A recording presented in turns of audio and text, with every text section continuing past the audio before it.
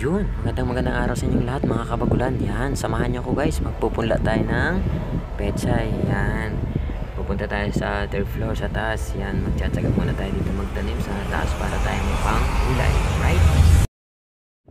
Tara, let's go. Umakyat na tayo sa taas. Yan.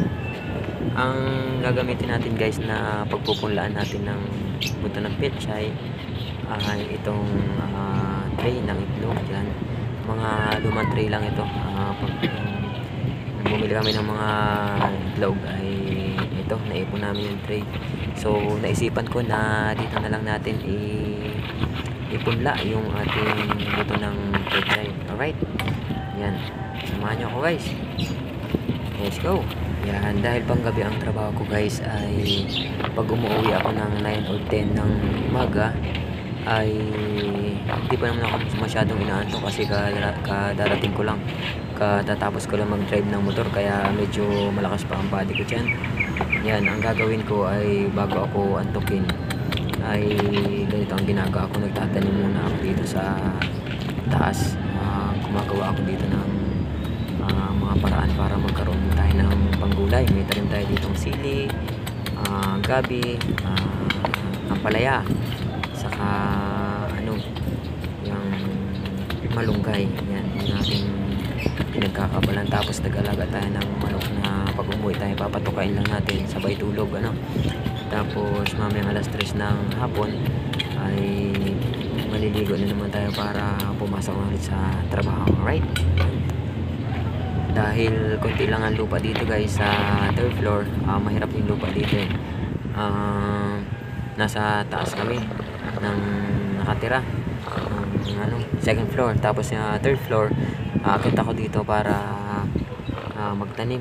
Meron ditong ginawa yung may-ari na lupa na taniman niya ng mga bulaklak, so wala naman dito may-ari, kaya kami na rin nagtatanim dito ng mga gulay kaysa bulaklak na itanim namin. Ang naisipan kong itanim ay mga gulay para mapakinabangan.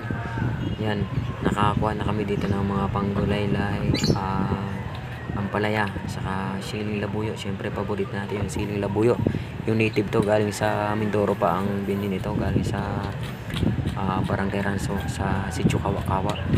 Napakasarap talaga at napakaangang talaga at sobrang liit talaga, grabe. Yun talaga yung native na siling labuyo, yun talaga yung pinakamasarap at maangang na maangang talaga.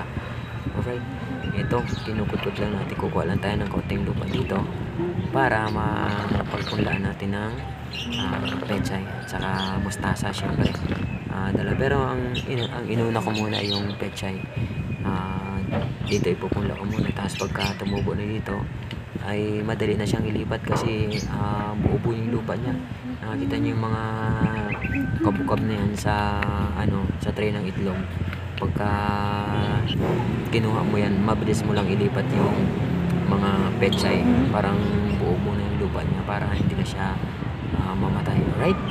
Yan, panoorin nyo guys, ito yung gagawin natin. At syempre abangan nyo rin pagka tumubo na ito, tilipat natin to sa plano ko dito guys ay itanim ko lang sa mga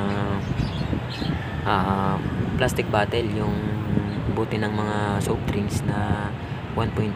yan, isasabit ko lang yan sa mga bakal na dyan sa mga steel matting. Alright, yan, dito ay nagdidilig na ako ng aking pinanglang pechay. Alright, yan, diligan natin to. Tuwing umaga ay gagawin natin diligan to para tumubo na. Alright, abangan na lang natin guys. At pag tumubo na ito, itatanim natin at ililipat na natin sa bote ng mga soft drinks na plastic. Alright, oh yeah. Alright, thank you sa inyo panonood guys. Salamat, salamat, salamat. Mwah.